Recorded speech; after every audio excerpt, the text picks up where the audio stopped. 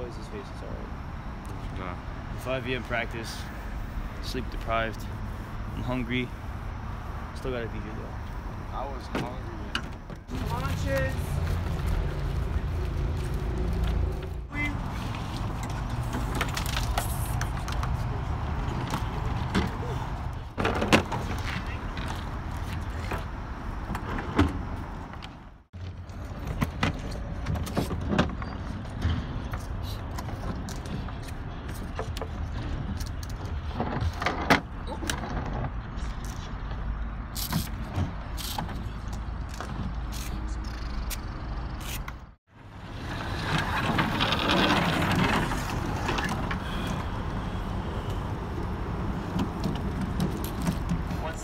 Julius, with respect to your rowing, there can be no hesitation, there can be no second guessing. You're not going to be able to maintain the appropriate camel height from the recovery with 10 shoulders.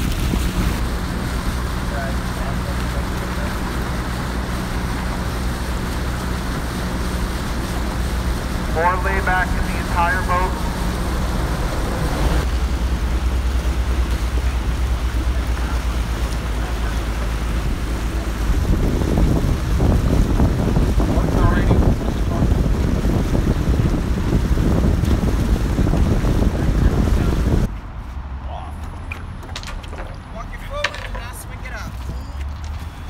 Up, 12 base.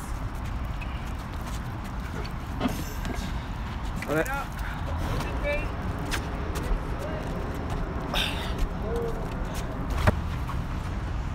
Slide it towards the boathouse a little. Slide it towards the boathouse. Alright. Yo, where we gotta go? The rowing team's evolution, if you will, is very typical of the St. Benedict story. When you want something, nothing will get in your way. It's as simple as that.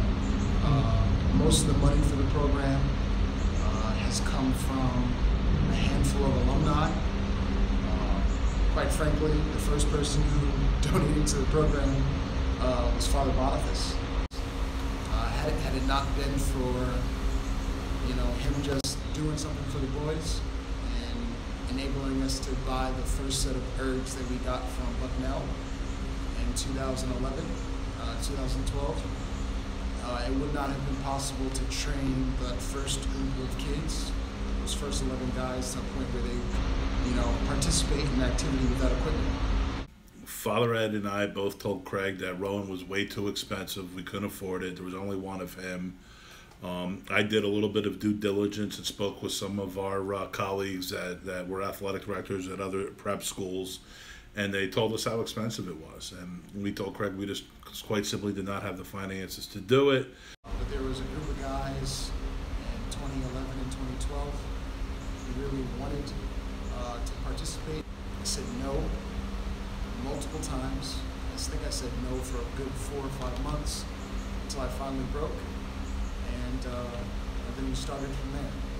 Craig went out and figured out a way to get a couple ergs, and he motivated some kids, and some kids fell in love with it. And the rowing team was nothing more than a few guys erging once in a while, and those few guys grew and grew and grew. I had no interest in starting a team because I knew what rowing takes with respect to finances, time,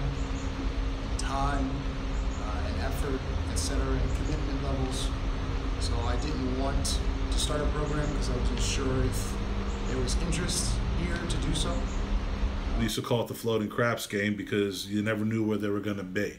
They were on the pool deck one day, they were on the lower court the next, they were on a field the day after that. Wherever they could find some space, they started rowing and erging.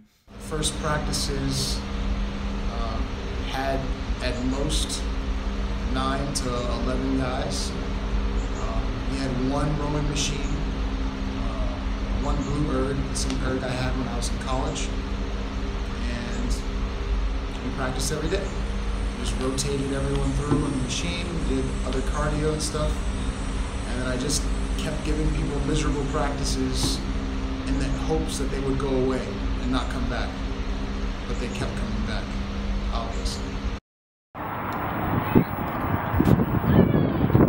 Go Benedict! It was the first race we ever had. It was great. It felt really good to see the guys go out there and compete. It has it's an added win because you know that you're the one who taught these people how to do a certain thing. It's even more special because rowing is not a sport where you typically see people who look like me or who look like you. So it was a treasure to be able to see those guys train as hard as they did for as long as they did, and then come out with a win. And it grew very gradually from there. And today I think they've got 6 or 7 boats and 3 or 4 teachers and coaches. And I believe it's the second most popular sport at St. Benedict next to soccer. This is only my second year of crew. But like I said before, the community aspect of working together, that has become like instilled in me now. But last year was my first year. I was thrown into JV/varsity as a novice. I really didn't have much guidance, or not guidance, but the instruction for me was different than everybody else because of how good I was and my times on the erg. So honestly, when I look at crew and my coaches, I think they've changed me in a way of responsibility for myself, taking accountability for my actions. And like, for example, morning practice, how are you gonna get there?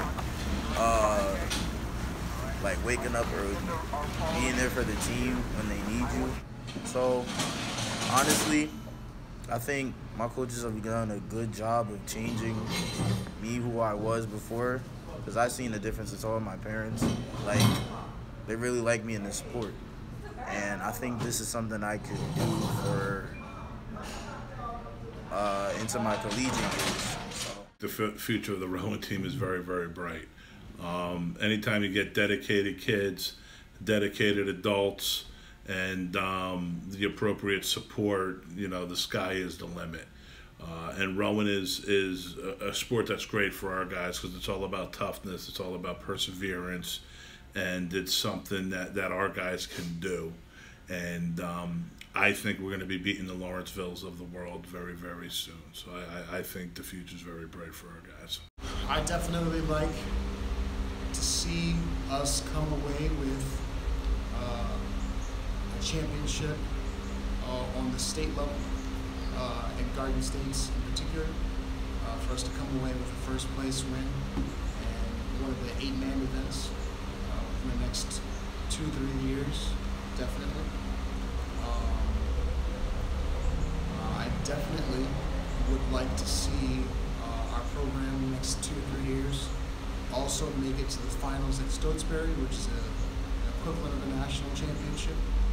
And in the next 5 years, I definitely want us to get invited to the biggest races in the country, nationals, wherever it's hosted, because that event moves around from time to time, and for us to have boats that get invited to Head of the Charles in Boston. 1, 2, 3, base!